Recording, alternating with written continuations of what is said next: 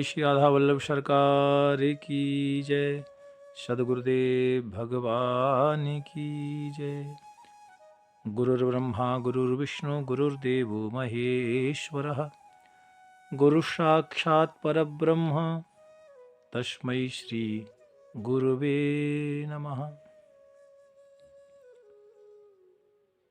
प्यारे प्रभु प्रेमियों, आप नित्य प्रति भगवान का नित्य नया सत्संग श्रवण करते हैं, लेकिन हम चर्चा कर रहे थे मकर संक्रांति की। प्यारे भक्तों, कल आपने कुछ मकर संक्रांति के बारे में भाग श्रवण किया और प्यारे भक्तों, चर्चा अधूरी रह गई थी, तो मैं आपको बताना चाह रहा था। पहली बात तो ये कि मकर संक्रांति पर्व जो होता है वो अक्सर 14 तारीख को मनाया जाता था, लेकिन अब की बार 14 को लगेगा और 15 तारीख को मनाया जाएगा। क्यों? क्योंकि 15 तारीख को उदिया तिथि है, यानी जो 15 तारीख को उदिया तिथि को वैष्णव जन मानते हैं, तो इसलिए उसके हिसाब से मकर संक्रांति 15 तारीख को मनाई जा रही है।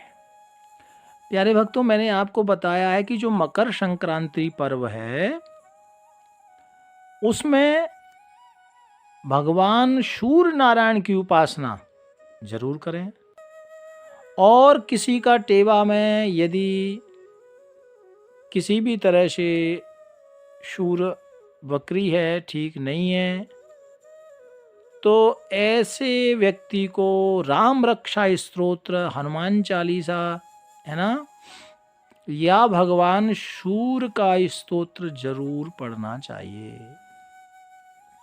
भगवान सूर्य को जल अवश्य दें। कई लोग प्रश्न करते हैं, स्वामी जी सूर्य को जल कब दें?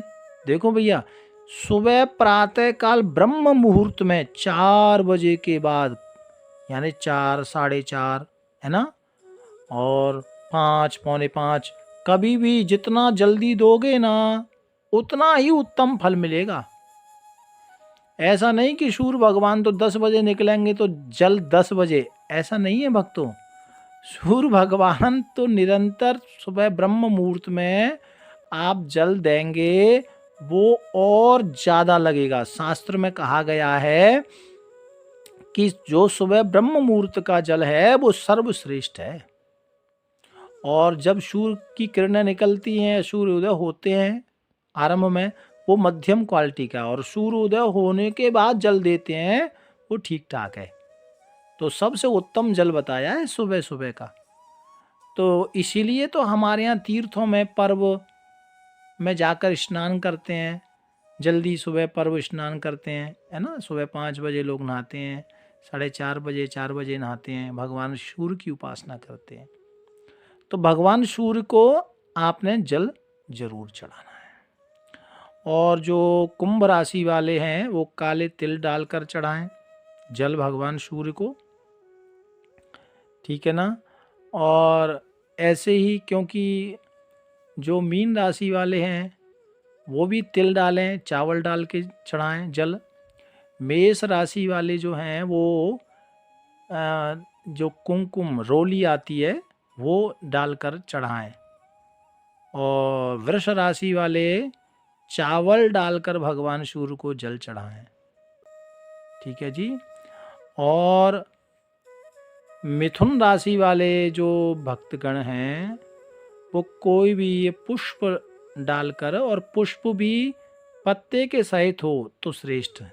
जैसे जो भी आप पुष्प लेते हैं उसमें उस पुष्प का पत्ता भी हो, ऐसा पत्ता पत्ते सहित, यानी जैसे आप गुलाब का पुष्प डालते हैं तो गुलाब की एक पत्ता भी उसके साथ हो, तो ऐसा कोई पुष्प भगवान सूर्य को अर्पण करें। और प्यारे भक्तों, कर्क राशि वाले अक्षत डाल करके, अक्षत और उसमें रोली साथ डालें, भगवान सूर्य को जल दें। और सिंह वाले केसर, सिंह राशि वाले जातक थोड़ा केसर डाल के भगवान सूर्य को जल चढ़ाएं। और कन्या राशि वाले प्यारे भक्तों, आपने कोई विशेष, कोई भी जो आपको पसंद हो ऐसा कोई पुष्प और आप डाल करके भगवान सूर्य को जल दें। और तुला राशि वाले अक्षत डालें, ठीक है, या सफ़ेद रंग के तिल डालें, ऐसा आपको जल देना है। और वृश्चिक राशि वाले जो जातक हैं तो वो भी रोली डालकर जल चढ़ाएं। और धनु वाले जो हैं वो हल्दी वाली कुमकुम, यानी वो चावल और हल्दी डाल करके साथ में कुमकुम डाल के जल सूर्य भगवान को अर्पण करें, ठीक है ना। और मकर राशि वाले काले तिल डालकर भगवान सूर्य को जल चढ़ाएं। और कुंभ राशि वाले भगवान सूर्य को काले तिल और साथ में कोई पुष्प डाल करके भगवान सूर्य को अर्घ दें। ये भगवान सूर्य का अर्घ है, इसलिए ये राशि का तो मुझे तत्काल ही ध्यान आ गया। कई लोगों के प्रश्न आते रहते हैं ना, स्वामी जी कुछ बताओ, स्वामी जी क्या करें क्या, तो ये तो मुझे बोलते हुए समय नहीं था, लेकिन मुझे लगा कि चलो एक राशि का बताया तो सबका बताऊं, तो ऐसा आपको करना है। और प्यारे भक्तों, इसमें गुड़ का बड़ा महत्व है, गुड़ दान करने का, वस्त्र दान करने का, खिचड़ी। अच्छा, खिचड़ी दान करने का महत्व क्यों? क्योंकि देखो खिचड़ी में दो चीज़ होती हैं, दाल और चावल। तो खिचड़ी चावल सबसे बड़ा प्रधान अन्न है। अन्नों में यदि गिनती किसी की है तो सबसे शास्त्रों में चावल को प्रधान अन्न की महिमा में गाया गया है। चावल को प्रधान अन्न कहते हैं भक्तों, उसके बाद सब अन्न आते हैं फिर तो। और इसलिए चावल क्योंकि ये भगवान सूर्य, इससे कृपा, अन्न है ना, तो सूर्य नारायण, तो अन्नपूर्णा मैया, भगवान सूर्य नारायण और चंद्रमा, ये जितने भी स्टार हैं ना, चावल से बहुत आशीर्वाद देते हैं, यानी बहुत पुण्यदायी है। अन्न का दान हो गए ना, इसलिए महादान इसको कहा गया है। और इसमें दाल डालते हैं, दाल उड़द की, क्योंकि वो भगवान सूर्य के जो पुत्र हैं शनि, उनका प्रतीक है, ठीक है ना। तो इसलिए ये शनि भगवान को भी प्रसन्न करने वाला योग है। एक ऐसा, इसलिए इस योग को मनाते हैं। अद्भुत क्यों है? क्योंकि एक ही दिन ऐसा है कि जिस दिन पिता पुत्र को एक साथ मनाया जाता है, यानी भगवान सूर्य को और भगवान शनि को। और नहीं तो वैसे दुश्मनी है आपस में इन दोनों में, हाँ, लेकिन ये अद्भुत ऐसा परिकल्प और अद्भुत दिन आता है जो हम एक ही दिन दोनों की उपासना कर सकते हैं और दोनों को प्रसन्न कर सकते हैं और दोनों से आशीर्वाद ले सकते हैं। तो इसलिए उड़द की दाल दान करें, काले तिल दान करते हैं। काले तिल का बड़ा महत्व है। काले तिल दान से भगवान नारायण भी प्रसन्न होते हैं, क्योंकि काले तिल का जो काले तिल जो प्रकट हुए हैं भगवान नारायण के शरीर से ही, अंग से ही प्रकट हुए हैं, इसलिए भगवान सूर्य नारायण।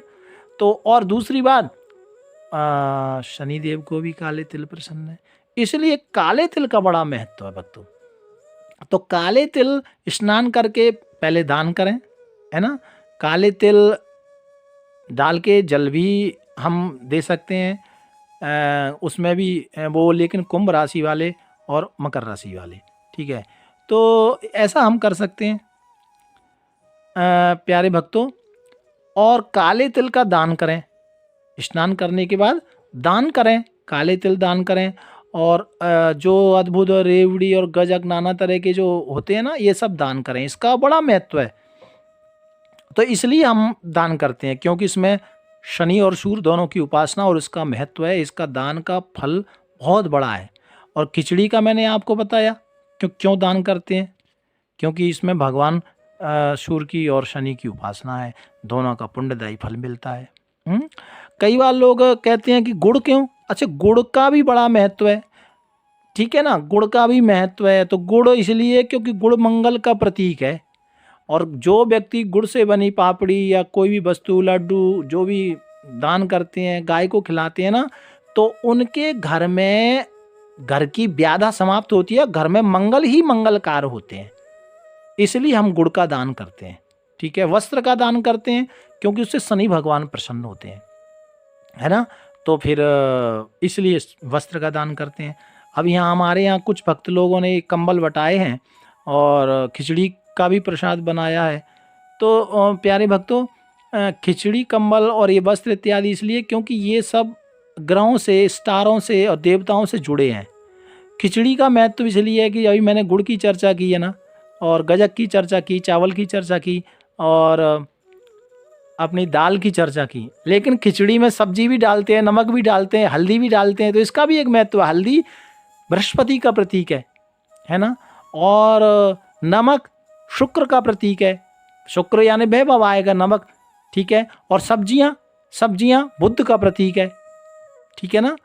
तो जल चंद्रमा का प्रतीक है, इसीलिए खिचड़ी का महत्व है, इसलिए सारे स्टार इसमें आ जाते हैं। ये पुण्यदा, इसलिए इसको खिचड़ी बना दिया। इसमें सब्जी भी डाल देते हैं, मटर भी डाल देते हैं, गोभी भी डाल देते हैं, नमक भी डलता है, हल्दी भी डलता है ना, और चावल भी डलते हैं, है ना, दालें भी डलती हैं। तो इसलिए एक खिचड़ी बना दिया, एक खिचड़ी बना दिया। तो इसमें सारे ग्रहों का उपाय भी है भक्तों, इसको हल्के में ना लें, इसका बड़ा महत्व है।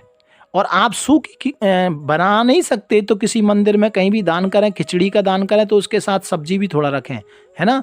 आलू रख सकते हैं, कोई भी सब्जी उसमें रखें, थोड़ा नमक रखें, खिचड़ी रखें, मूंगफली रखें, दाल रख के किसी मंदिर में आप दे सकते हैं।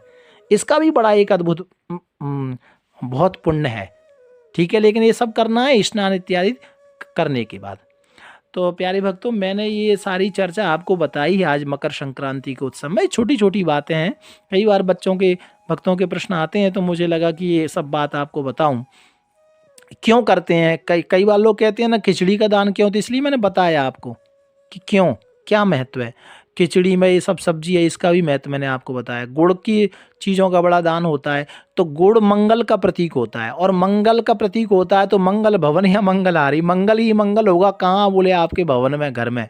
क्यों, मंगल भूमि पुत्र है, तो भूमि यानी मकान वगैरह सबका प्रतीक है, तो आपके घर में मंगल कार्य होगा, इसलिए गुड़ का दान है। ये बिना मतलब की कोई चीज़ नहीं है, साढ़े ऋषि मुनि कोई ऐसे नहीं थे, वो सब जो बता के गए हैं उसका सबका लेख है, सबका नियम है, सबका शास्त्र में विवरण करके गए हैं, लिख के गए हैं, ऐसे नहीं है ये सब चीज़ें, इसलिए इनका बड़ा महत्व है।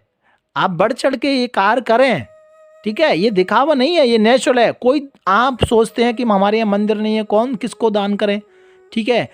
तो आपका संपर्क वृंदावन में है तो, या हरिद्वार में है, उज्जैन में है, कहीं भी है, काशी में है, तो धर्म की नगरी में कराएं तो अति उत्तम। धर्म की नगरी में नहीं करा सकते तो आप अपने मंदिर में करें। बोले मंदिर वाले पुजारी दान नहीं लेते, तो कोई बात नहीं, गौशाला में करें। क्यों, गौ माता के अंदर सारे तीर्थों का वास है, समस्त देवताओं का वास है, इसलिए आप गौ माता को अर्पण करें, ठीक है।